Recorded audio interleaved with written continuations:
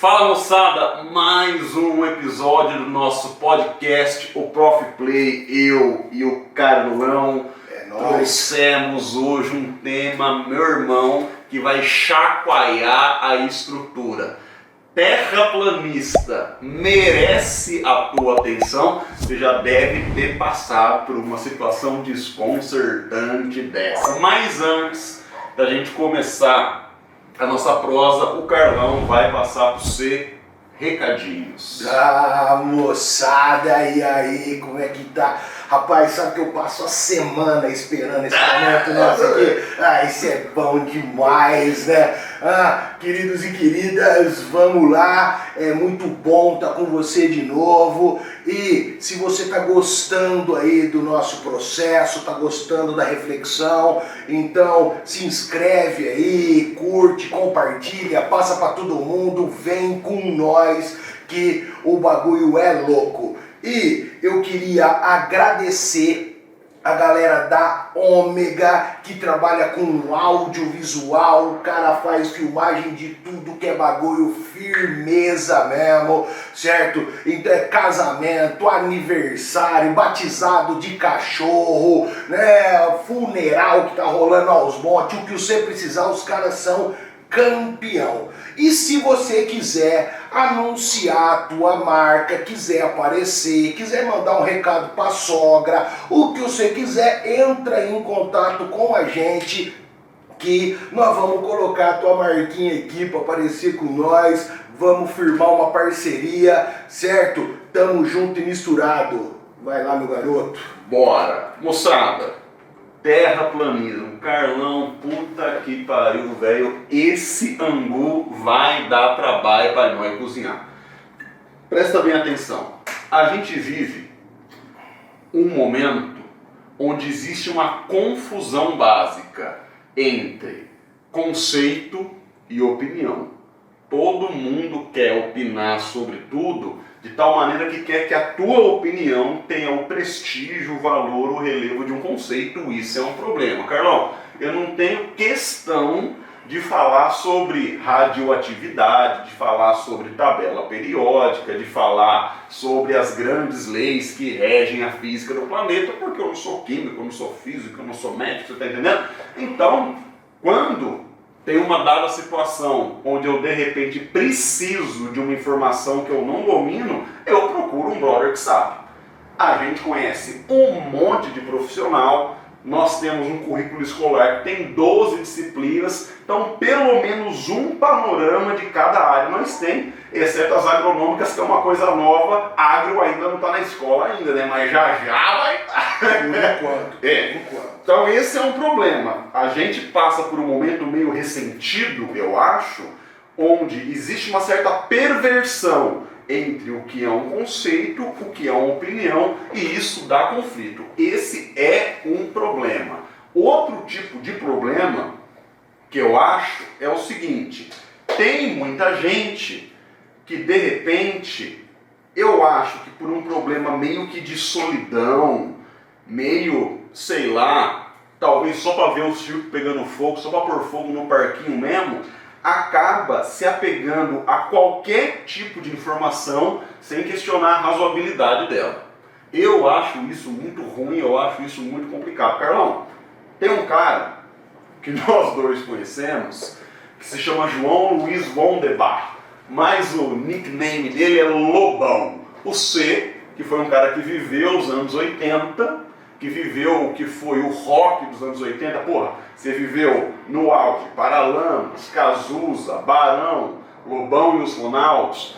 Você sabe que esse cara, ele tinha assim, a personalidade de alguém que vinha com os dois pés no peito para chacoalhar padrões. Então, cara, ele era tanto preso, que ele tinha uma algema de pelúcia. Na hora que o policial chegava, ele já se algemava por uma questão de higiene. Então esse era o Lobão, tá entendendo?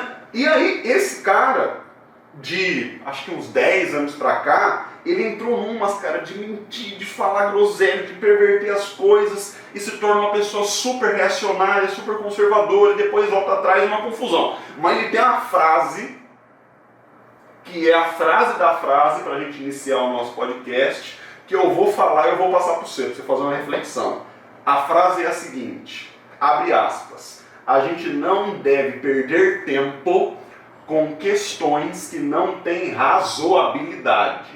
Ou seja, se você está diante de um absurdo, como o seu tempo é a coisa mais preciosa que você tem, porque ele está contado, talvez você tenha uma vida só, e nem que você tenha muito dinheiro você consegue comprar tempo de volta, talvez não vale a pena você perder o seu tempo com grandes absurdos ou com aquilo que não tem razoabilidade. Carlão, velho, tirando a dimensão sala de aula, onde a nossa, digamos, função ética, profissional, é corrigir e ensinar, na vida, você gasta o seu tempo com um absurdo? Vou responder para você de uma forma muito... E a gente acaba o podcast, pode ir embora. A resposta é não. Não dá. Cara, é muito louco isso. Porque quando eu entrei na faculdade, lá no século passado... Lá na época dos pterodáctilos. A gente dava rolê de tiranossauro, era outra parada. Eu me lembro de um companheiro de faculdade, ele fazia filosofia. E ele dizia que era importantíssimo economizar aborrecimento. Economizar aborrecimento. Me aborrece muito? Não vou fazer. Me aborrece muito? Não vou ouvir. Porque o meu aborrecimento não tem preço. E ele tinha um exemplo que era incrível, assim. Ele tá andando com o carro novo dele, vem um outro cara milionário e bate no carro novo dele. O cara vai pagar um carro melhor para ele vai sair no lucro, digamos assim. Mas aqueles instantes de susto e de emputecimento que ele ficou, porque bateram no carro novo dele, aquilo não volta e não tem preço. Então gastar tempo com absurdos, não faço. Mas aí é importante, você começa trazendo uma série de elementos, você falou do Lobão. E eu queria falar do Lobão uma coisa que eu sempre achei, desde quando eu era criança.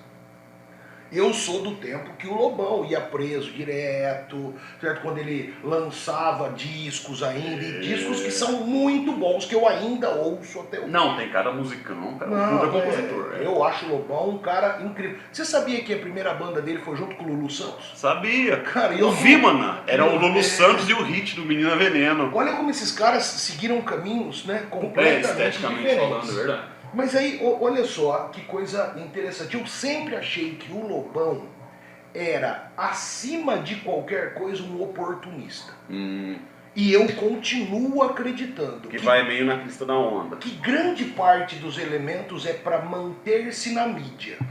Então, quando a tônica brasileira era ser de direita conservador, elegendo Collor, ele era Lula, ele era esquerda, ele era povão. Quando as minorias começaram a ter voz, quando começamos a olhar o sistema de uma outra forma, a centro-esquerda comandando a política no Brasil, e foi um período relativamente longo, né? Nós tivemos 4 eleições da centro-esquerda seguidas aqui no Brasil, aí então ele se torna uma direita conservadora.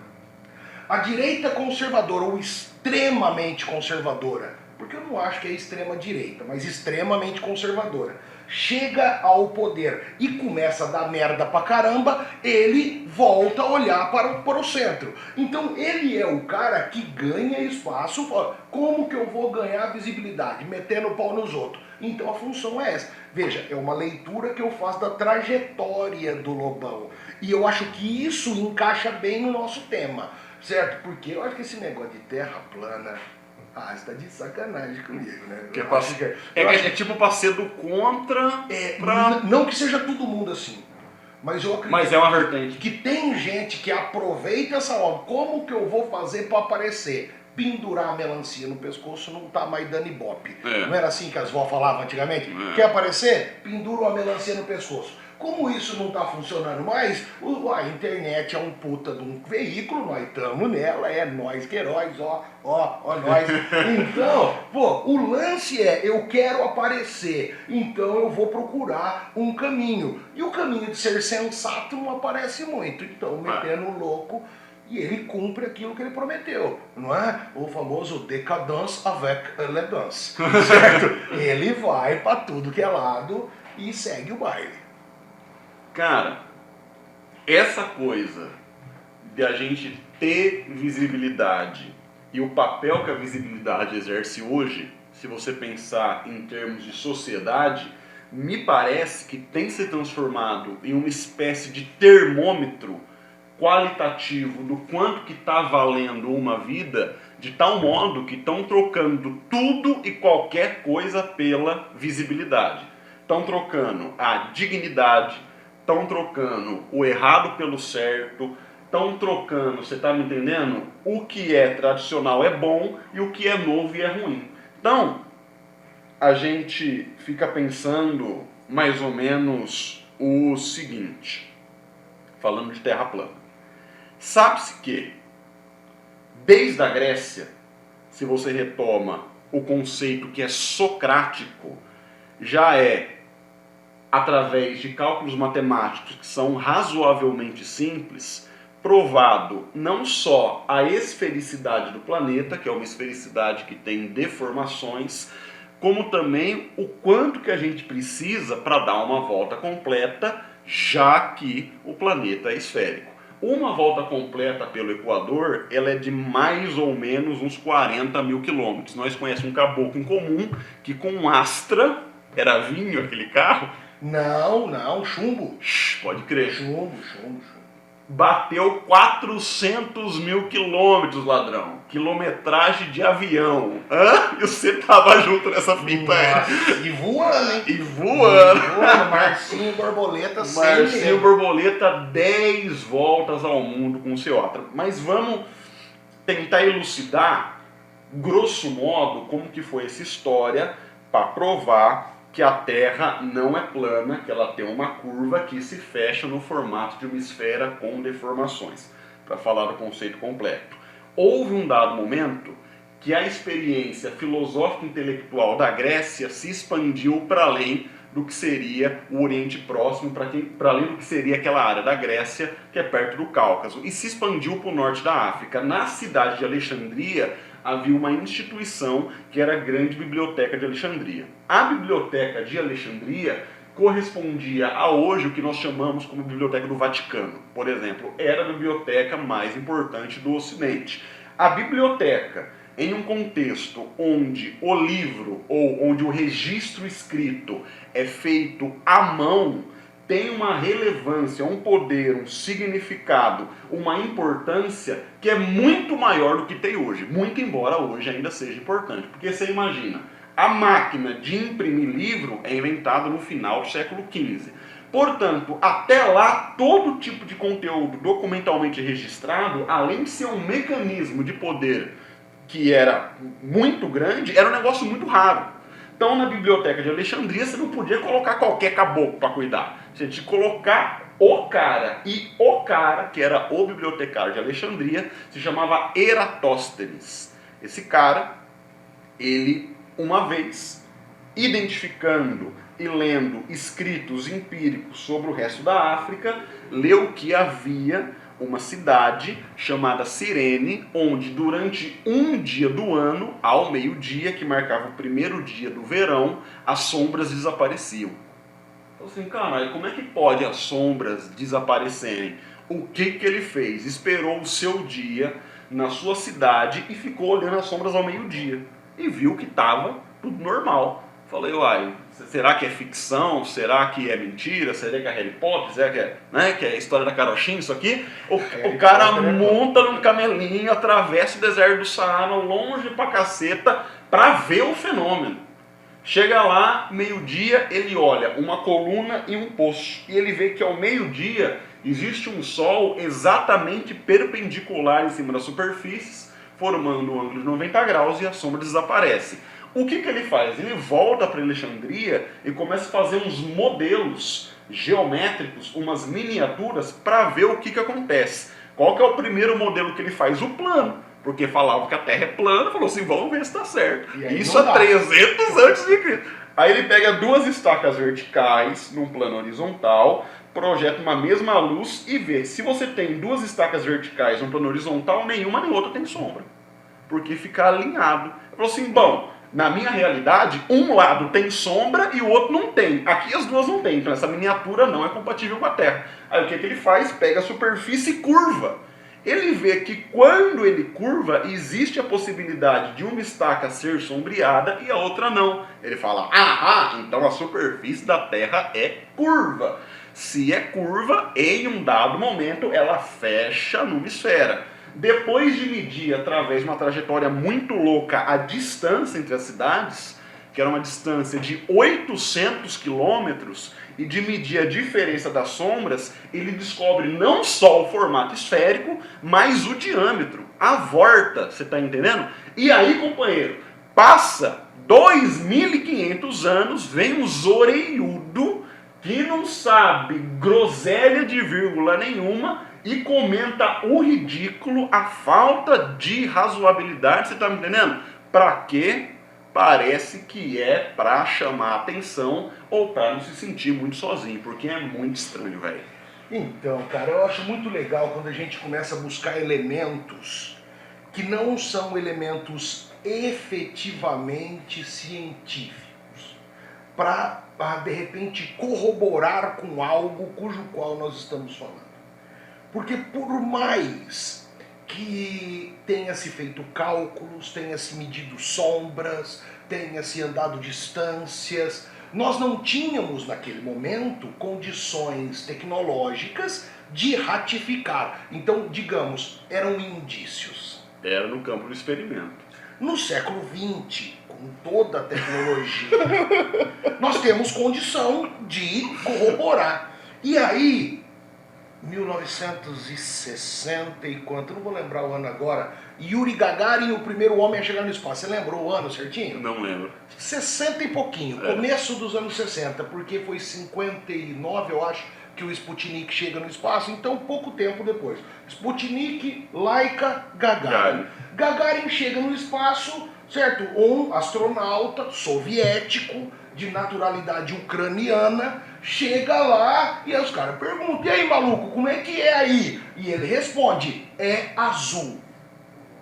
Eu já vi gente falando assim, se fosse redondo, por que que ele falou só que era azul? Porque é o óbvio. Fala um negócio novo. Porque tem coisa que você não precisa falar. Você não precisa chegar pra mim e falar assim, nossa Carlão, você tem barba. Porra, jura? É isso mesmo que você tá falando? Você tem coisa que você não precisa falar. Certo? Tem coisa, pô, o teu carro, cara, vou te contar um negócio. O teu carro tem 4 rodas.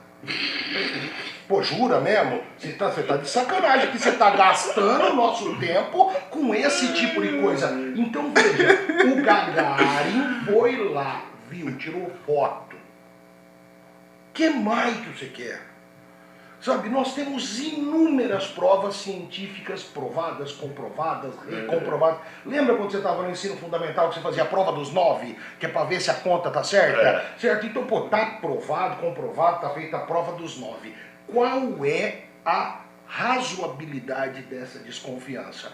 Para mim, os caras que começaram a difundir isso é para aparecer, é para ganhar um like, é para ganhar uma visibilidade, porque aí entra um lance muito louco.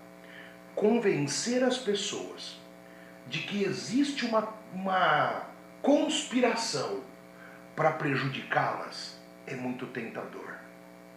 É muito tentador. Porque aí você consegue externalizar o lado ruim da sua vida num negócio que você domina e fala assim, eureka, achei. Agatha Christie. Aí você acredita no Steven que você quiser. Sidney Sheldon. Agatha Christie. Os livros são todos baseados em teorias da conspiração. Os filmes americanos de mais sucesso, teorias da conspiração. Tanto que tem um filme super famoso que chama Teoria da Conspiração. Isso. Certo? Pô, é incrível como essa coisa ela é sedutora, porque ela tira de você a necessidade de um elemento comprovado. Basta você começar a pensar. Vamos fazer uma teoria da conspiração aqui facinho, ó. Você que está aí me assistindo, se liga, ó, que negócio legal. Se a cada momento em que um peixe faz este movimento, você tem alguém que está ganhando dinheiro. Olha que teoria legal. O que você precisa para isso? Basta ter fé. Ó, tem alguém ganhando muito dinheiro com esses peixes. Pronto. Os peixes estão... E acabou, cara. E cria-se uma porra de uma ideia e a galera embarca. Porque é muito mais fácil. Certo? É muito mais confortável. É muito mais tranquilo acreditarmos nesse tipo de coisa. Então, eu vou falar pra você uma coisa que eu penso muito, assim, penso muito. O que tirou a humanidade de ter que ficar comendo fruto podre, de ter que ficar brigando por um pouco d'água e nos colocou como dominadores do planeta foi o raciocínio. Mas, eu acho que não foram todos. Ah, com certeza. Foi uma parte que carregaram os outros nas costas. É. Porque, malandro, vou te falar, o povo tem uma preguiça de pensar. Nossa, como os caras têm preguiça de pensar, velho. Quando você é professor, você sabe o que eu tô falando. Você chega pros camaradas e fala, gente, ó, raciocina comigo. Fudeu. Sempre vai ter uma parte da galera que não quer raciocinar. Não é que não consegue nem que não pode, é que se indispõe. O cara é fala, bom dizer, deixar isso bem claro. Não é que ele não consegue, que ele não tem condição. Lógico que ele tem condição. O que ele não tem é vontade, é uma preguiça. Ele falou, pensa aí, me fala, eu anoto aqui, pronto, acabou. E quando a gente chega nisso, o que acontece nos últimos tempos? Nós temos o avanço dos meios de comunicação que facilitam essa difusão. 1998. Quantos anos você tinha em 98? 7. Nossa, você é novinho, Sou de hein? 91. Você não me faz aritmética aqui? Caramba, velho. Nossa senhora. Você já tava no veneno direto. Eu tava no primeiro ano de faculdade. Ai, Jesus. Deus o livre. Eu tinha 20 anos de idade. Aquela cervejada no canachão. Tudo na caderneta. Oh, glória. Aquilo era bom demais. E aí, cara, em 98 nós perdemos a Copa do Mundo, Copa da França, perdemos com o Ronaldo Fenômeno, deu aquela pipocada lá, pá, teve convulsão, ficou nervosão. Eu lembro desse jogo. E, putz. Na época tinha um mini crack da Coca-Cola. Isso, mini crack, tudo cabeçudo. Né? Como teve gente que falou, a seleção vendeu o jogo, as Copas do Mundo são compradas, porque já está decidido quem vai ganhar cada Copa até sei lá quando tempo. Saca, bababá. Um cara que fala isso direto é o Cajuru, que hoje é senador, o Cajuru sempre polêmico. Eu já li uns livros do Cajuru, sempre muito engraçados, fala muita coisa. Mas grande parte das coisas que o Cajuru fala, ele não prova. Ele fala. E aí, como disse o Paulinho da Viola, pra falar basta ter boca. E a coisa anda, certo? Então, poxa, tá, foi comprado? Mostra pra mim. Me mostra, pronto, e acabou. Ah, Carlão, mas olha só, cara, isso aqui não é uma investigação do CSI que vai ficar olhando indícios. Precisamos de provas. E hoje, cada dia mais, não é que as pessoas estão mais assim, é que elas têm mais espaço para externar. Isso sempre existiu. Claro. Mas elas estão mais suscetíveis a externar. E aí nós temos que conviver com essas groselhas aí. É difícil, hein, irmão? Você sabe que Humberto Eco, o autor de O Nome da Rosa, entre outros, mas ele é muito famoso pelo Nome da Rosa, antes de morrer, ele teve uma espécie de presságio. Ele falou o seguinte: a internet é o tiro que vai sair pela culatra. Porque a internet é um canal potencialmente fértil para reunir a idiotice que sempre houve no mundo, mas estava desorganizada, estava desatrelada. E isso é perigoso demais. Veja bem, quando eu fiz a minha escolarização, e você também, a gente ia para a escola, e a escola era uma instituição os diferentes tipos de escola, que tinha exclusividade sobre alguns tipos de assunto. Então não tinha jeito de você aprender como que o Eratosthenes calculou a circunferência da Terra, não sei o que, se eu vou na escola. A não ser que você fosse uma puta de uma pessoa fora da curva de nerd, fosse numa biblioteca e ficasse cavucando os livros. Mas à tarde a gente queria fazer outras coisas. Queria jogar futebol, queria roubar a manga do vizinho, queria tentar dar uns beijos na boca. O pessoal queria começar a viver, né? Mas aí quando eu ia para a escola, apareciam uns conteúdos diferentes e eu passava por uma experiência que acho que você também passou. Muitas vezes eu vi um professor ou uma professora falar, eu não entendia porra nenhuma. Mas eu admirava do mesmo jeito. Eu falava assim, caramba, esse cara ou essa mulher deu conta de entender todo esse repertório e fala sobre isso de maneira natural. Puta que pariu. Então, enquanto o mundo ainda não tinha internet, a escola, ela tinha um papel institucional que era muito claro. E a figura dessa instituição e os profissionais que a compõem também tinham um prestígio. É claro, nunca foi a profissão mais remunerada do mundo, mas que tinha um prestígio, tinha. Uma vez eu li um livro que se chama, um capítulo de um livro, na verdade, que é Capitalismo Tardio e Sociabilidade Moderna, que fala, livro do Fernando Novaes, capítulo do Fernando Novaes, que fala como que o Brasil foi se tornando capitalista de maneira muito atabalhoada, porque o nosso processo de industrialização, como você sabe, e o nosso processo de consumo, de bens de consumo não duráveis, veio muito tarde em relação ao resto do mundo. E aí, durante esse momento, inauguraram os shoppings, as galerias, as lojas, e aproveitaram esse movimento de massa para fazer pesquisas. Quais são as profissões mais importantes? Nas pesquisas, professor estava sempre em segundo e em terceiro lugar.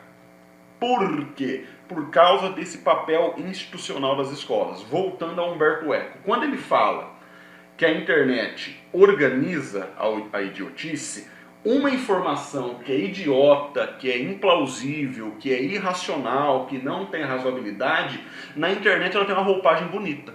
Você reparou? Os caras bonitos, uns vídeos bem produzidos, efeito especial, som bem captado, um negócio é hollywoodiano, Carlão.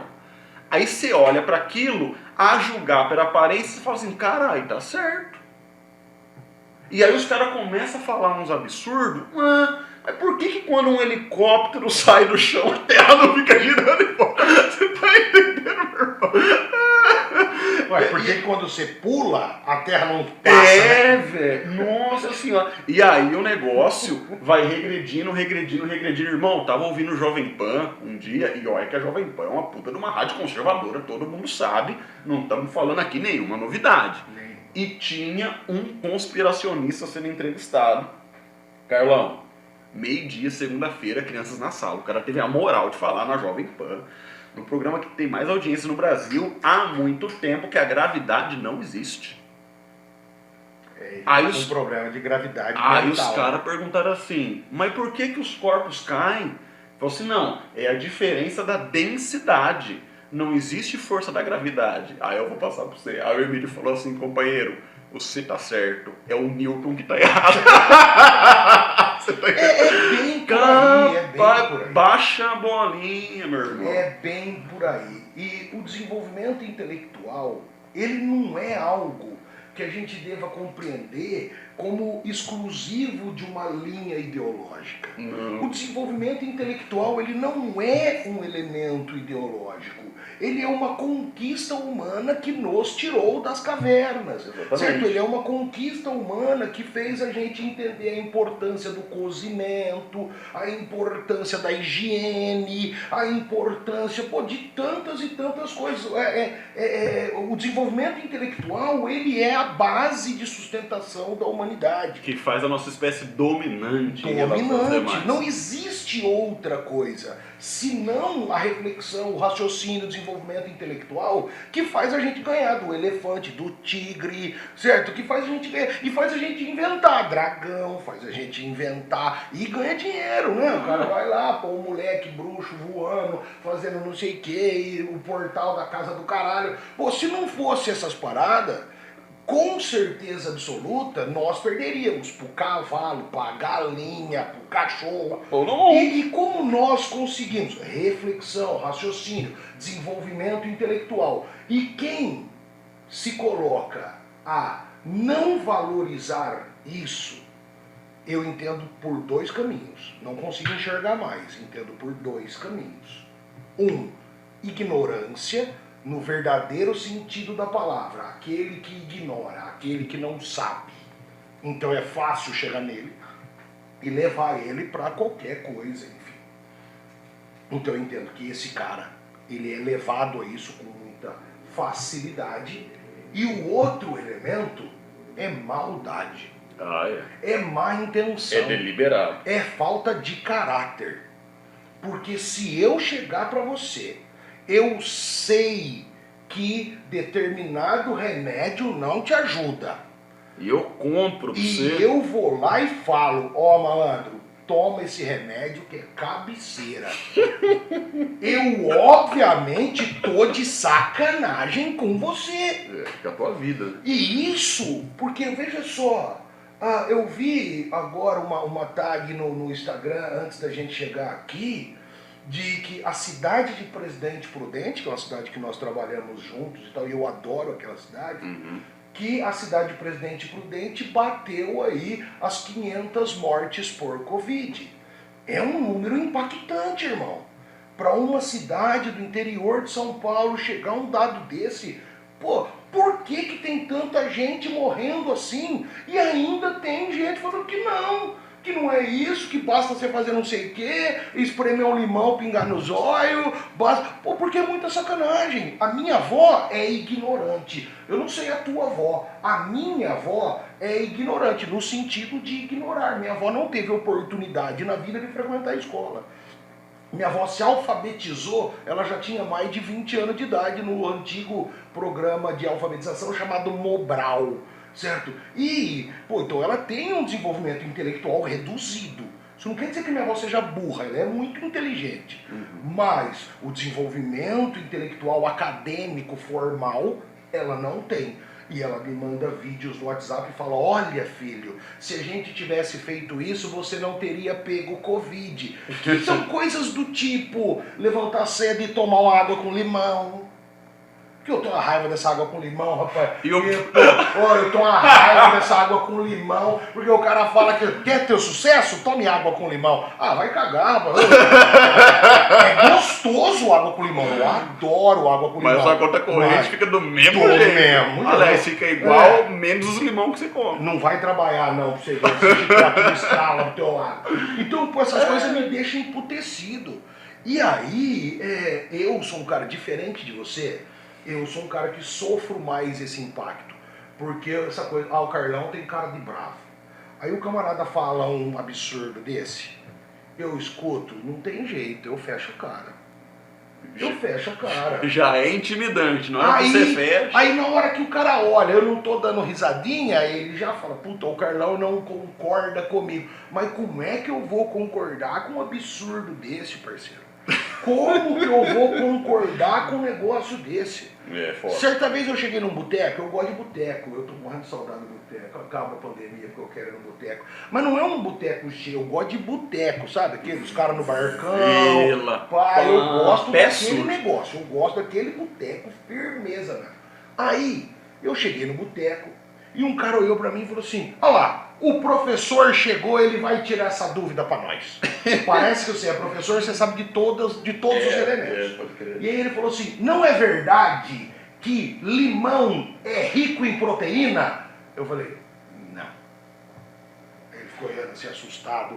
Não, mas não sei quem que me falou. Eu falei, proteína. Pode ser que eu esteja enganado, porque eu não sou um cara da área da saúde, eu não estudo nutrição, mas eu sei que tem vitamina C pra caramba, e um limãozinho com pinga, delícia. Mas proteína não. Porque ele tava convencendo os caras que se o cara comesse 2 limão na hora do almoço, ele tava alimentado. Puta que pariu. Imagina o rombo que vai fazer isso no estômago do cara. Vai matar o cara, pô. Se o cara tem uma úlcera, já pensou? E se for um pedreiro, não faz um kitnet, 2 limão. 2 limão, tomba. Certo? Então, é muito perigoso. Você que tá vendo nós aqui, ajuda eu. é muito perigoso, certo? Gente morre por conta É, desse bagulho. Então, vamos lá, ó, vamos fazer o seguinte, chegando no Natal, vamos organizar, Natal não, Ano Novo, né? Vamos organizar para nós ir ver a queima de fogos lá na borda do mundo. E tira uma selfie. Por que nós não pega um barco, vai na borda e mostra, ó, aqui acabou? Fica fácil, ué. Se o bagulho é plano, Vai até lá. mesmo que ele seja em formato de pizza, é plano. Tem borda. Pizza não tem borda? Borda com catupiry. Tem borda. Não tem borda. Pizza tem borda. Vai até a borda, chega lá e fala, cheguei. Manda um zap para nós, manda a localização. É. Pega lá no localização. Porque não tem, como disse o Lobão, não é razoável. É. Certo? Então é chato demais isso daí. Cara, vou falar pra você, eu vario. Às vezes eu acho que vale a pena gastar tempo, trocar ideia. Às vezes você tá meio capa virada, você só fala, é isso mesmo, pau no gato, segue tua vida que eu vou seguir a minha. Cara, na última eleição que nós tivemos, eu ouvi, eu acho que centenas de vezes, o seguinte, não tem o que discutir, o Bolsonaro é o melhor. Aí eu falava assim, mas por que ele é o melhor? Porque o PT não dá mais, tá? O PT não dá mais. Mas a eleição aqui é que nem nos Estados Unidos, tem 2 fortes, o resto é ralé. Pô, parece que tem um monte de candidato. Não. Aí você percebe a indisposição de você ouvir um tipo de ideia que está mais apoiado em conceito, reflexão, estudo, porque a pessoa se dispõe. Porque, na verdade, tem um elemento que eu acho que você concorda comigo, que hoje todo mundo acha que tudo é pessoal. Todo mundo leva pro pessoal, todo mundo acha, pô, você tá me tirando? Você acha que eu não sei? Você acha que eu sou ignorante? Irmão, vamos voltar para a base, para o fundamento que forma o pensamento do Ocidente. Sócrates. Sócrates saía pra rua. Esse que jogava no Corinthians? Doutor Sócrates, lembra desse campeonato, cara? Ah, cara. Na final? Lembro. Puta, tava na roda de samba, irmão. Chorei que nem uma criança. Já cheio do limão. Um monte de limão, hein? Cara, Sócrates. Sócrates tinha um valor. Esse valor chamava cidadania. Ele não morava em Atenas. Ele queria que as pessoas tivessem uma experiência cidadã a partir da exploração da racionalidade que todas elas tinham. Então ele chegava em Atenas, na rua de Atenas, para um qualquer, e falava assim, você tem amigo? Puta, isso é muito legal. A pessoa falou assim, tenho, sou amigo do Fernando, do João, da Maria, não sei o quê. Bom, a pessoa falou assim, bom, se você tem amigo, você deve saber definir o que é amizade. A pessoa fala, falei isso aí, a amizade é uma fé que se constrói no dia a dia, não sei o quê. Ela falou assim, então, mas eu tenho um amigo que eu não vejo há 6 anos, ele é meu amigo ainda. Então o seu conceito de amizade está meio torto, porque só serve para sua amizade, não serve para minha. E aí a pessoa fala assim, então qual que é o conceito de amizade? Não sei, só sei que nada sei, você está entendendo? É para você perceber que se você não pratica a sua racionalidade, o seu poder de questionamento, a sua crítica, em pouco tempo você está acreditando em qualquer groselha. E assim ele falava em relação à justiça, a discussão mais legal de todas, a discussão sobre o belo. Porque o belo e o feio, se for para criar uma polarização, dá muito pano para manga. Por exemplo, independentemente se a gente pensar de figuras conhecidas ou não, se você pegar um Rodrigo Hilbert anônimo e um Lucas Taoni anônimo e colocar lado a lado, eu acho que vão preferir o Rodrigo Hilbert.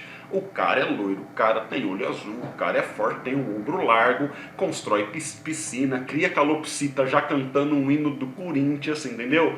Já criou uma versão pra vacina do Covid que ainda vai ser, meu cara, é foda. Tá entendendo? Aí o Sócrates chegava e falava assim, você acha aquela pessoa ali bonita? Aí a pessoa, eu acho, defino belo. Aí a pessoa falou assim, não, mãe, eu não tenho nada a ver com a sua definição, minha esposa fala que eu sou bonito. Rapaz, isso aí eu acho incrível. A Lorena fala, nossa, você é lindo, Isso é perfeito. Eu falo, nossa, que bênção, né? Que esse negócio do bonito varia, porque se não fosse isso, nós estava no mato. Cara, ano passado, eu li um livro que se chama O Mundo de Sofia, de um filósofo, se eu não me engano, dinamarquês, se chama Jostein Gaarder. O Mundo de Sofia é um livro onde essa personagem central, Sofia, ela começa a se corresponder com um professor misterioso de filosofia que vai mostrando mais ou menos a trajetória do pensamento filosófico entre os pré-socráticos, desde Demócrito até Freud, mas é muito legal o livro. E aí, chega um determinado momento, no fim do livro, que acontece uma reviravolta na narrativa, e aí o livro começa a dizer como a gente é pequeno. E eu acho que esse negócio da percepção que a gente é muito pequeno gera muito problema na teoria da conspiração. Carlão, pensa bem. Nós já identificamos, através da astronomia, que não tem nada a ver com astrologia, podia fazer um capítulo da astrologia, né? Nós já provamos na astronomia que existem no universo, em um dos universos possíveis, 2 trilhões de galáxias. Uma dessas galáxias é a Via Láctea. A Via Láctea possui 250 milhões de estrelas. Uma dessas estrelas é uma estrelinha anã chamada Sol, que fica na periferia dessa galáxia. Em volta do Sol orbitam 8 ou 9 planetas, depende do momento se Plutão está dentro ou não. Na segunda série, eu lembro até hoje, a professora fez eu decorar a ordem dos planetas. Mercúrio, Vênus, Terra, Marte, Júpiter, Saturno, Urano, Plutão, Netuno e Plutão de vez em quando, 8, 9.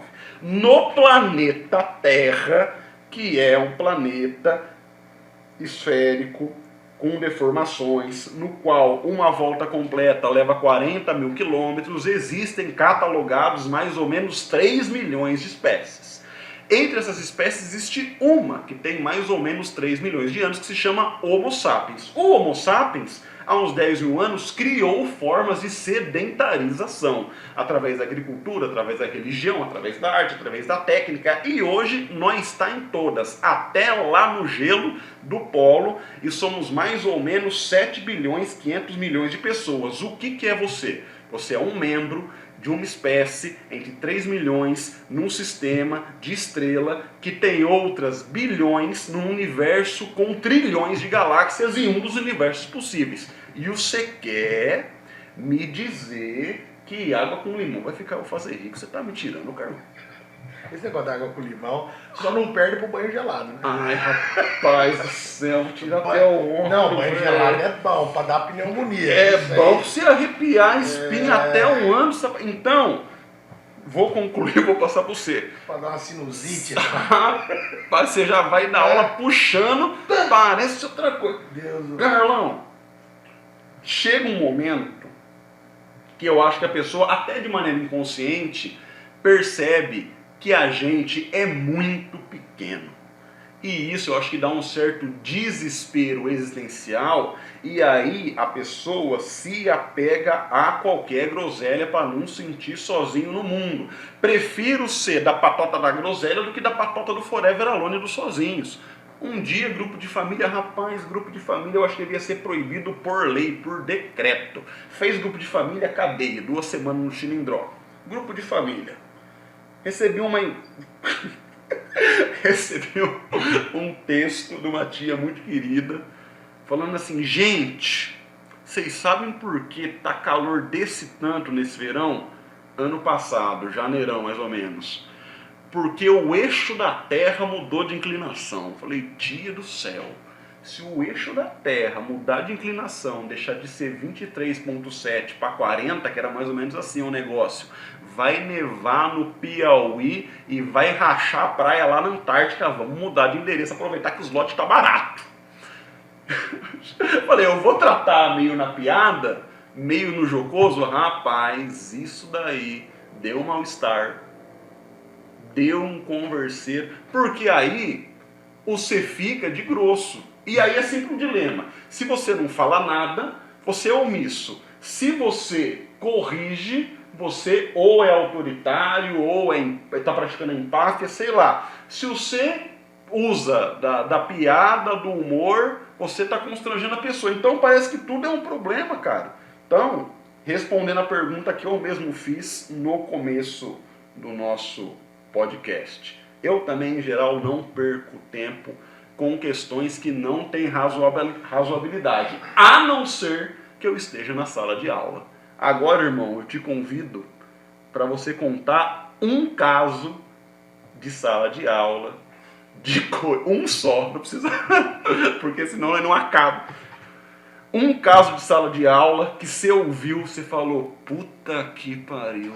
E agora? Ó, foram muitos. Mas eu vou colocar um elemento que para mostrar que nem todo mundo é mal intencionado. E essa teoria de que alguém se sente mal ao ver sua pequenez na amplitude do universo e aí acaba tendendo para essas coisas, é uma teoria muito boa, é uma ideia muito boa. Mas eu acho que ela também não chega em todo mundo. Porque ter a consciência da sua pequenez já é um negócio, para você chegar nisso já é complicado. Veja só, você sabe muito bem que eu não sou um cara muito apto a dar aula de geografia física. Não é a minha, eu não gosto. Mas já fiz isso na minha vida várias vezes, ainda faço. E, certo dia, eu estou explicando linhas imaginárias, trópicos, certo? E tá lá, paralelo, meridiano, Greenwich. E aí eu acredito que ao colocarmos elementos no concreto, eles facilitam a absorção do conhecimento. Então, poxa, ó, viu tal coisa? Sim, ó, você jogar para a vida da pessoa. E estava eu dando aula sobre isso. E eu falei assim, você quer ver que coisa interessante? O nome das linhas, imaginárias. Você pega o seu carro, você vai daqui de Marília para São Paulo. Quando você estiver chegando perto de Sorocaba, Votorantim, Sorocaba, vai ter uma placona do lado esquerdo seu da pista para quem está indo para lá, ali na Castelo. Vai ter uma placona azul bem grande, escrito assim, aqui passa o Trópico de Capricórnio. Já viram? Aí a menina falou assim, não. Falei, por que você não viu? Ela falou, porque o carro passa muito rápido, não dá pra ver o trópico. Meu pai corre demais, vixe, cara, o tanto de murta que meu pai tem. O radar tá bem no trópico, inclusive. Essa mesma moça passa um tempo, tô dando aula de geopolítica. Essa foi foda. Moçada, vocês sabem o que é xenofobia? A menina, eu sei. Fobia não é aversão, professor? Repúdio? Eu falei, isso mesmo. Então é aversão a quê? Ela Chernobyl. Chernofobia. Essa moça, ela só era uma pessoa ignorante. Uhum. E aí, como é que eu lido com isso? Respiro fundo. Trava aqui. Travo, tem uma hora que é difícil. Mas respira fundo, vou lá e troco a ideia. Não, ó, você pensou errado. A lógica é essa, ó, xenofobia é com X, Chernobyl é com CH, certo? Aí da linha fala, não, filho, a linha é imaginária. Vou lá e explico o elemento de novo, certo? Agora, quando eu vejo que o camarada tá de sacanagem, aí a conversa muda. Eu não é que muda a conversa, eu não faço a conversa. Mas você não dá nem a tirada? Não dou mais. Já fiz. Você fala, ó, show. Não tô velho. Chega um momento que eu falo assim, beleza. Não, você tem razão. Tá certo. O que tá aqui na apostila tá errado, tá tudo errado. Você que tem razão. Parabéns. E segue o baile. Tá. Porque isso dá um desgaste. É um negócio complicado. Então, ó, eu sei que eu tenho um aluno que acredita que a Terra é plana. Porque ele está num elemento de ignorância e ele foi seduzido por um pensamento muito mais simples. E aí, aquele pensamento ele entende. A galera tá falando, forma uma comunidade. E na hora de você chegar e falar para ele assim, falou, Bastião, vem cá, ó, tem que fazer esse cálculo, tem que pensar assim, olha só, Fala, difícil. Aí chega um outro e fala assim, quando você vai na praia, você olha, você não vê o fim? Vê, pronto. plano. Pronto, é resolvido. E você tá lá, quando você olha o horizonte, ele é arredondado? Não, é retinho. Então, Você pôr a régua, lembra dessa da régua? Mete a régua que você resolve. Você rapidamente seduz o ignorante. E eu quero deixar muito claro isso que tá vendo. Ignorante não é um xingamento. É só aquele que não sabe. Eu não sei um monte de coisa. Se quebrar o motor do carro, eu não sei arrumar. Se você tiver um câncer, eu não sei te operar. Se precisar pilotar um avião, nós vai ficar no chão, porque eu não vou pilotar, eu não sei fazer. Isso, Carlão, você é ignorante nisso. Sou ignorante. Carlão, você sabe falar grego? Não, sou ignorante em grego. Eu tenho uma pequeníssima noção em inglês, tenho obviamente uma noção em espanhol, tenho noção de italiano, tenho um pouco mais de noção em francês. Agora, eu não sei falar holandês. Ignorante total. E se você falar, Carlão, você é ignorante em holandês, eu não vou ficar ofendido, porque isso é só um fato que pode ser transformado. Ignorância é um estado, não é um elemento fixo, não é uma coisa estrutural, é conjuntural. Pode mudar. Muda, filho. Muda. Vem com nós. Pega o livro. É gostoso. É um aplicativo que não precisa de bateria. Você abre, você faz download na hora. Vai passando os olhos nas letrinhas assim, ó, vai entrando. É uma benção.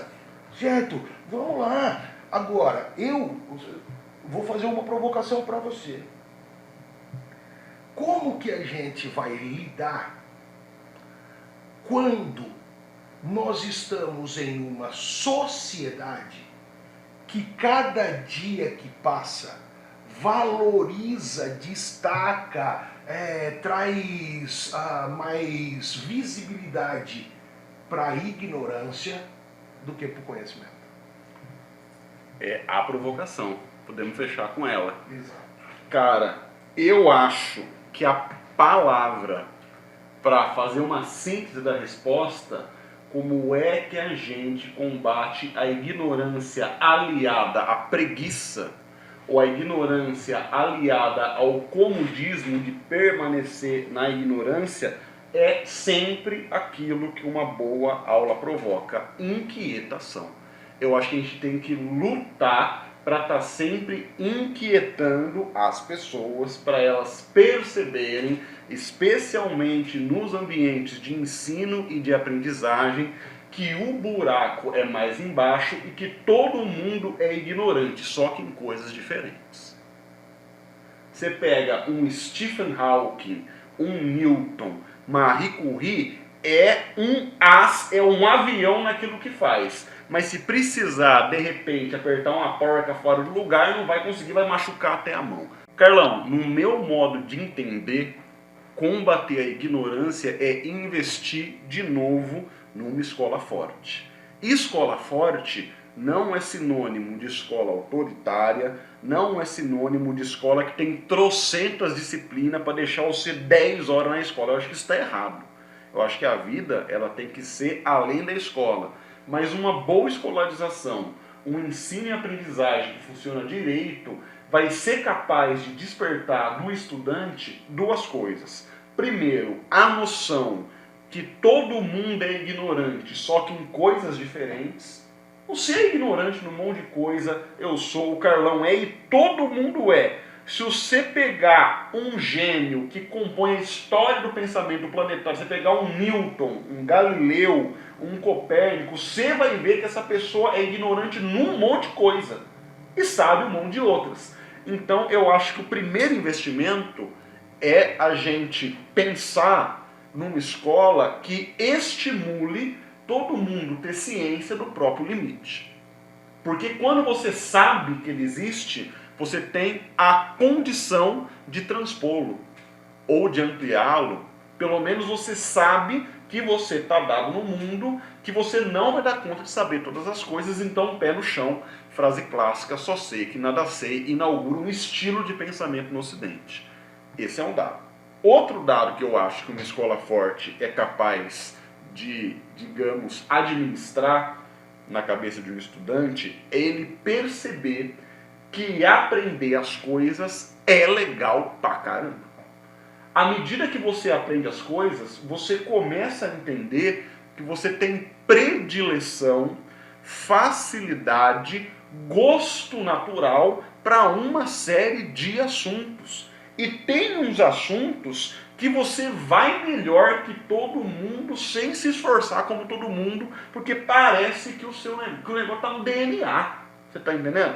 Moçada do céu, eu me lembro como se fosse hoje, quando eu estava na 8ª série, apareceu uma disciplina chamada Química. Logo, na Química, apareceu um elemento chamado carbono. Carbono que tem umas ligações, tem umas flechinhas, tem uns rainhos. E aí falavam que o carbono compõe uma parte da química muito importante para o vestibular, para a vida, para a caceta, chamado Química Orgânica. Carlão, você sabe quantas recuperações de Química eu peguei da 8ª série ao 3º ano? Todas. Todas as 20 recuperações. E eu falo isso com um orgulho, porque eu sei que eu sou ignorante em Química, eu tentei aprender essa porra, eu não consigo. Eu lembro dos exercícios, mano, que tinha lá o carbono, o pessoal faz as ligações, você vê que o negócio tem uma certa lógica, você vê as ligações, irmão, o negócio era pós-moderno, era Romero Brito, você tá entendendo? Então eu acho que... Ligava datinha, ligava... Ah, isso te juro por Deus. E aí, puta, que quero até mandar um abraço para um amigo meu, se ele estiver me ouvindo, Paulinho Gripa, que é um puta de um químico, trabalha na Nívea, tá rico. Esse cara, velho, sabe esses amigos que, puta, o cara te joga pra frente, o cara meio que alavanca a sua vida? Esse cara com 15 anos, ele era bicampeão brasileiro de judô com 15 anos. Era um moleque assim precoce. Ele começou a namorar muito cedo, casou muito cedo. E ele, puta, bom na química. Aí, irmão, no 3º ano do ensino médio, eu trabalhava, estudava, e aí na hora que eu tava para reprovar no negócio, eu falei, Paulinho, me ensina os cacoetes aqui. Aí depois do trampo, ele ia lá em casa e ficava manhando na química comigo para eu conseguir passar na recuperação. Aí eu percebi, puta que pariu, o negócio da química não é comigo. Só para exemplificar, eu tomei noção que eu sou ignorante disso, mas eu sei que química é um puta de um negócio importante, eu só não consigo dominar. Para fazer o raio-x, para fazer o remédio, para fazer o agrotóxico, para fazer o defensivo, você está entendendo? Até para fazer o miojo. Né? Até para fazer o quinojo. Então, eu acho que o grande lance para a gente combater essa ignorância é aquilo que todos os países de ponta fizeram no século XX. Investe forte na educação, garra forte nos livros, que você vai chegar num nível de sociedade que vai ter terremoto e o seu prédio não vai cair. Que você não vai ter solo para plantar, só que você vai inventar um tipo de agricultura e um tipo de consumo onde todo mundo vai conseguir comer com qualidade, com quantidade, com preço honesto. Eu acho que a chave para vencer esse tipo de coisa é a gente voltar a entender a importância das instituições de ensino. Fechando, e vou passar a palavra para você também para fechar, uma vez estava dando aula de geologia. Na aula de geologia, que é uma aula que você dá, que eu tô ligado. Mas detesta. É, mas dá! Fazer o quê? Rapaz. Coisas do capitalismo. É. Tem um negócio lá que se chama ciclo das rochas. O que é o ciclo das rochas? Uma rocha, ao longo do tempo geológico, milhares, milhões ou bilhões de anos, se transforma em outra coisa com o tempo. Ou porque ela é desgastada, ou porque ela sofre pressão e temperatura, ou porque ela é fundida com um material incandescente. Esses processos têm nome. Tem um tipo de rocha que é rica em minério de ferro. Quando você pega o ferro quimicamente e junta com o carbono, dá no aço. E o aço é um tipo de liga muito resistente, ou falando na resistência do aço, que serviu para fazer elevadores, subir o prédio, as cidades aumentaram, a gente vai conectando. E o moleque assim, ó, prestando atenção, vidrado, Carlão. Aí levantou a mão e falou, tá onde? Mas eu conheço uma liga que é mais resistente e melhor do que o aço. Eu falei, é mesmo? É. Eu falei, mas tem por aí? Ele falou, tem.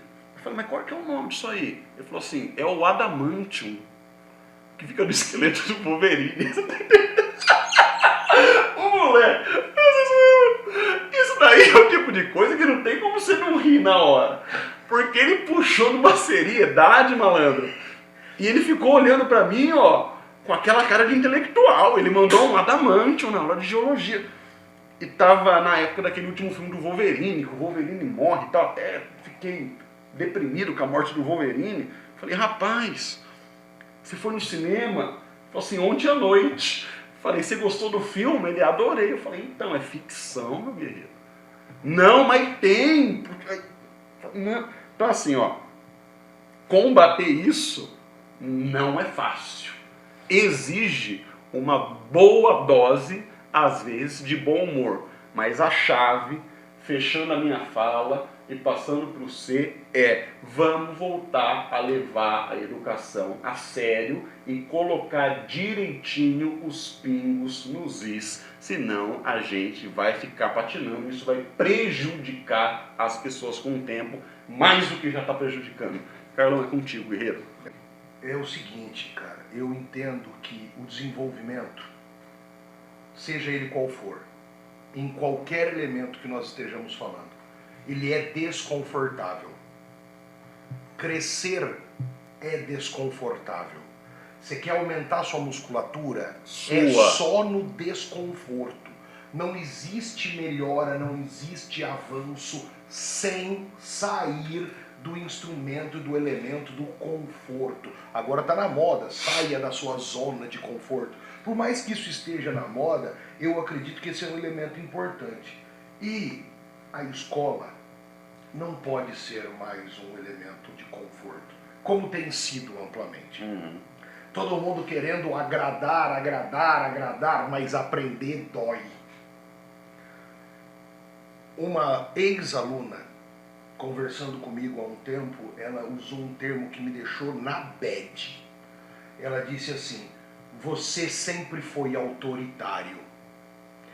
E cara, eu sou firme, eu sou incisivo, eu sou consistente, mas eu não sou autoritário.